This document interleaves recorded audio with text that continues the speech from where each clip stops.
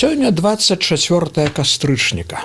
У гэты дзень у 1795 годзе адбыўся трэці і апошні падзел Рэчы Паспалітай канфедэратыўнай дзяржавы, у якую ўваходзіла каралеўства польскае і вялікае княства літоўскае, рускае, жамойскае ды іншых.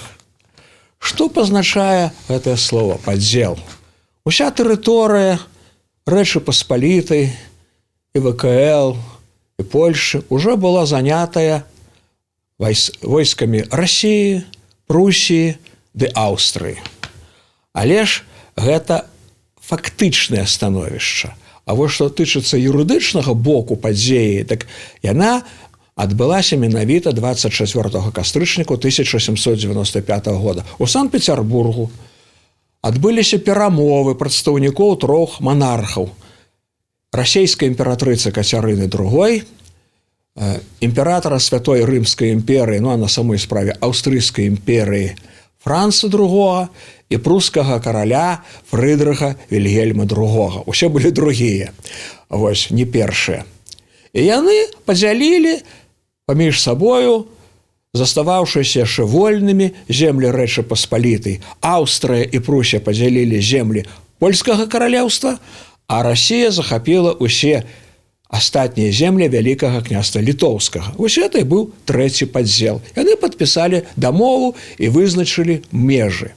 Што тычыцца там землю, якія дышлі да Польшчы і Аўстрыі, я ўзгадваць не буду, адзначу толькі, што з нашых земляў Прусіі тады дасталася зямля Беластотчыны, бо гэта была зямля вялікага княства, а ўсё астатняе гэта была Польшча. А вось Расіі адышлі ўсе землі на ўсход ад Буга, заходняга Буга, і ад умоўнай лініі Бярэсця-Неміру. Гэта была тэрыторыя, на якой царскія ўлады утварылі тры губерні. Па-першае, Курлянскую, Курляндыя – гэта заходняя частка сучаснай Латвіі, Віленскую губерню і Гародзінскую губерню. Тры губерні. І калі падлічыць, што ж Расіі дасталося за ўсе тры захопы 1772, 1792 і 1795, гэта велізарная тэрыторыя, уся тэрыторыя вялікага княства літоўскага, рускага, жамойскага ды іншых. Але ў трэці захоп увайшлі землі агульнай плошчай 120 тысяч квадратных кіламетраў з насельніцтвам 1 мільён 200 тысяч чалавек. 120 тысяч кіламетраў – гэта больш за палову сучаснай Беларусі. Гэта велізарная зямля. З гэтай нагоды, чаму ўсё гэта адбылося? Гэта адбылося таму, што гэтыя тры драпежнікі, тры манархіі, гэта вызначэнне Владзіміра Леніна, тры драпежнікі ірвалі па-жывому, яны здаўна мелі мэту знішчыць Рэч Паспалітую і дамагліся гэтага. Але больш за ўсё адбілася на гэтай падзеі параза паўстання Касцюшкі. Мы ведаем, што паўстанне было ўзнята ў вёсну 94 года, а паўстанне задушылі ў лістападзе 94 года. А недзе на пачатку лета 94 года Касцюшка выдаў так званы паланецкі універсал. І вось гэты універсал вельмі моцна напужаў Кацярыну II і ўрад царскай Расіі. Чаму?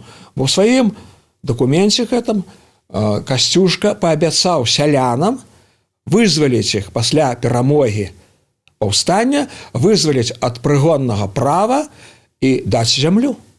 А што значыць вызваліць ад прыгоннага права і даць зямлю? Гэта ж было тое, над чым стаяла ўся расійская дзяржава, і не толькі расійская, пруская таксама, і аўстрыйская. Гэта ж былі феадальныя манархіі, абсалютныя манархіі, як тады казалі.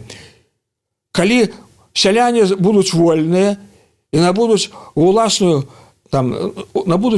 зямлю, так навошта тады абшарнікі? І Кацярына пісала і казала, гэта ж якабінцы. Якабінцы што рабілі з абшарнікамі? Галовы ім рубілі на гільятыне. І калі яны гэта пачулі і прачыталі гэта паланецкі універсал, яны пачалі казаць і рабіць усё тое, усё магчымае, каб знішчыць Рэч Паспалітую.